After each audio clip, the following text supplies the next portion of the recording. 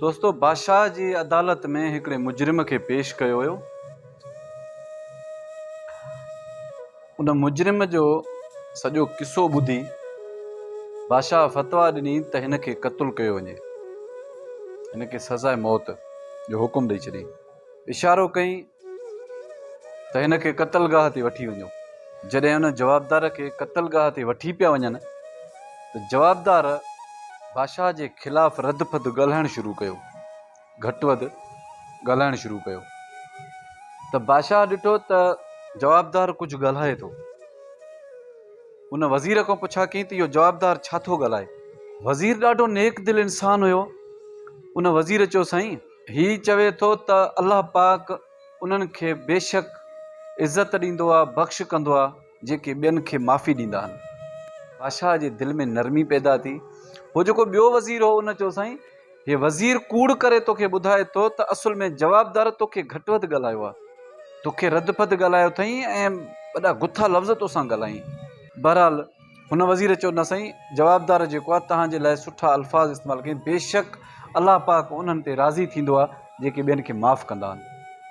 बादशाह पोएं वज़ीर सां मुखातिब थियो। उन चयो त मां सम्झां थो त मां हिन खे सज़ाए मौत ॾिनी, इहो मुंहिंजे लाइ भला लफ़्ज़ न कढी सघंदो, छो जो उन जी दिलि में नफ़रत आहे। पर हुन वज़ीर जो किरदारु अहिड़ो आहे जंहिं कननि सां ग़लति ॻाल्हि ॿुधी बि मूं ताईं जेको लफ़्ज़ पहुचाई उहो साफ़ सुथरो ऐं रहम वारो लफ़्ज़ पुॼाई, माना मुंहिंजे दिलि में नरमी वारो लफ़्ज़ पहुचाई। शैतानगिरी वारो लफ़्ज़ न आहे, भड़काइण वारा लफ़्ज़ न हुन वज़ीर न कढिया। त जे अगरि अञा मां हुन ते कावड़ कई, सज़ाए मौत हुनखे ॿुधाया, अञा बि मूंखे अगरि हुन ॿुधाया त तुंहिंजे लाइ रद फदो ग़लति, त मां अञा भड़की पवां हा। बहरहाल इहो हुन कूड़ ॻाल्हायो, पर कंहिं इंसान खे बचाइण लाइ अगरि हुन कूड़ ॻाल्हायो त इनखे कूड़ न चइबो, इनखे नेकी चइबी। ऐं मुंहिंजे कननि खे बि हुन सुठा लफ़्ज़ ॿुधाया। वरी हुन जवाबदार खे पेश करे फतवा कई त इनखे आज़ादु कयो वञे। ऐं जेको ॿियो वज़ीर हुयो जंहिं चयो त साईं तोखे घटि वधि पियो ॻाल्हाए, वज़ीर कूड़ थो ॻाल्हाए, त चई उन जी जॻह ते हिन खे सज़ाए मौत ते चाढ़ियो वञे। दोस्तो, हिनखे कूड़ बि न चइजे।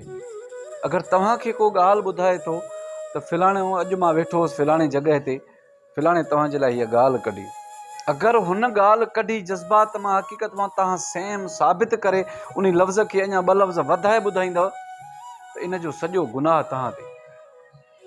तव्हां अञा उन जी ॻाल्हि लिकायो, उन जो परदो कयो। हाणे परदे ते बि हिकिड़ी ॻाल्हि ॿुधायांव थो। हिकिड़ो माण्हू थाल में कुझु खाधे पीते जो या कुझु बि सामान खणी पियो वञे, त ॿियो जेको अमरा जातों किरास कयईं त उतां अमरा पुछा कयसि, मथों कपिड़ो हुनजे लॻल हुयो थाल जे, पुछा कयईं थाल में छा आहे।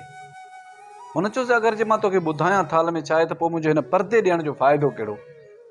परदो हूंदो ई इन लाइ आहे त ॿुधाइबो न आहे सभु कुझु। तव्हां कंहिंजो बि ऐब ॾिसो, उहो ख़ालिक जेको आहे त उहो त परदो ॾिए थो न। तव्हांखे बि फ़र्ज़ु आहे त तव्हां बि कंहिंजी ॻाल्हि जो भरम रखो, उन ते परदो हुयो। ॿ लफ़्ज़ अगरि हुन ग़लति जज़्बात में ॻाल्हाइनि जिते अलाह पाक हेतिरनि गुनाहनि जा परदा रखे थो, असां इंसान मामूली ॻाल्हियुनि खे खणी कंहिं माण्हुनि जे अॻियां खोले था वेही रहूं, सिर्फ़ु पंहिंजे ॻाल्हि खे अॻिते करण लाइ। अगरि मुंहिंजी ॻाल्हि तव्हांखे पसंदि अचे ऐं सम्झ में बि अचे त पंहिंजे दोस्तनि सां शेयर ज़रूरु कजो। अल्लाह ने गवाह।